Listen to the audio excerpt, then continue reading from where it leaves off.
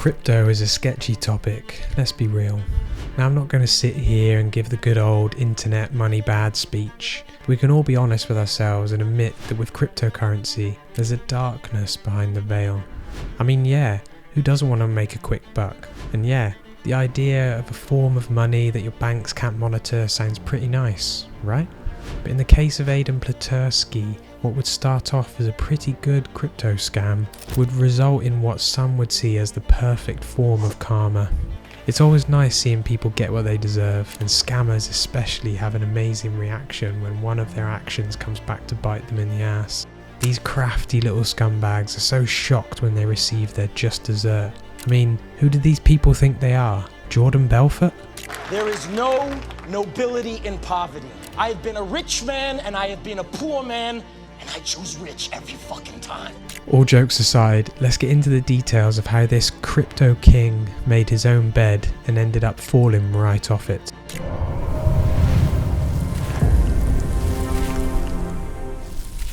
Aiden Pleterski was born on the 18th of November 1998 as a Canadian citizen of Ontario.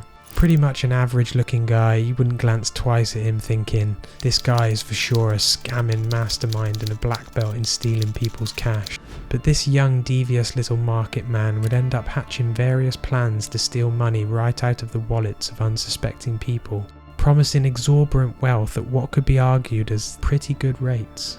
Aiden would make sure that his grubby little hands would reach into as many as 120 different investors, promising them that he could turn their money into more like it was as easy as rubbing two coins together to make a third.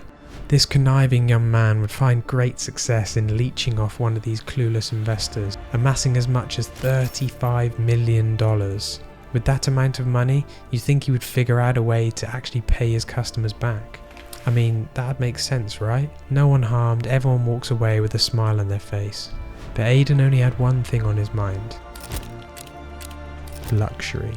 He would proceed to use his ill-gotten gains to fund a life he always wanted, the life of a rich man.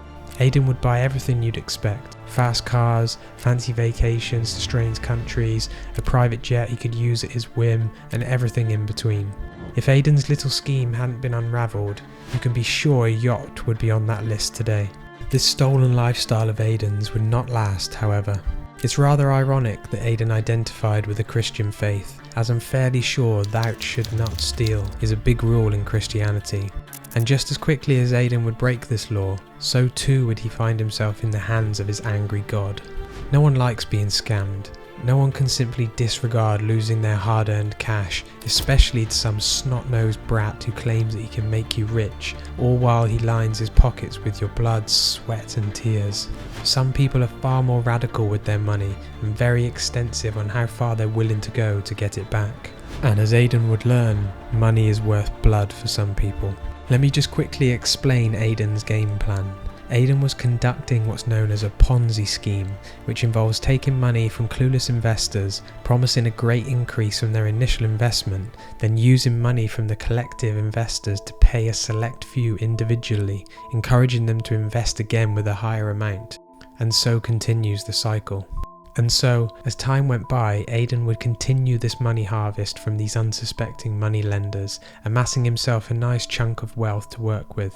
And while many of these investors would finally start to realise that they were getting scammed and would subsequently demand their money back, a select few would go beyond simple demands and legal threats.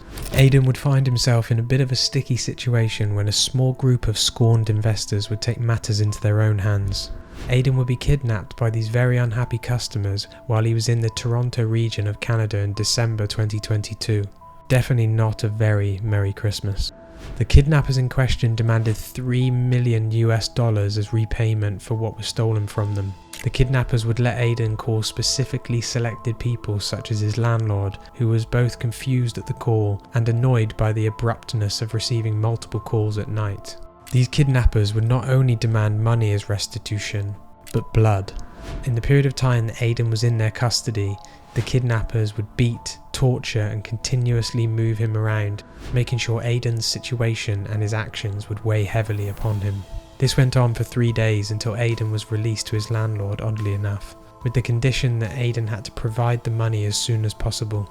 To this day, the kidnappers remain unknown, and Aiden's case of fraud and scamming is still being addressed by the court, as not all of Aiden's scam victims have come forward with legal proceedings. Cases like this may not be as glamorous or terrifying as the usual ones we talk about, but there's something worth mentioning when what starts off as the perfect little scheme ends up getting you abducted and held for ransom just from pissing off the wrong people. Maybe Aiden will learn from this. Maybe he'll find it in his heart to repay the people he stole from. Maybe he'll turn over a new leaf and actually provide the service that he claimed to previously. Or maybe he'll just do the whole thing again, only to find himself once again in the clutches of his own actions. Only time will tell.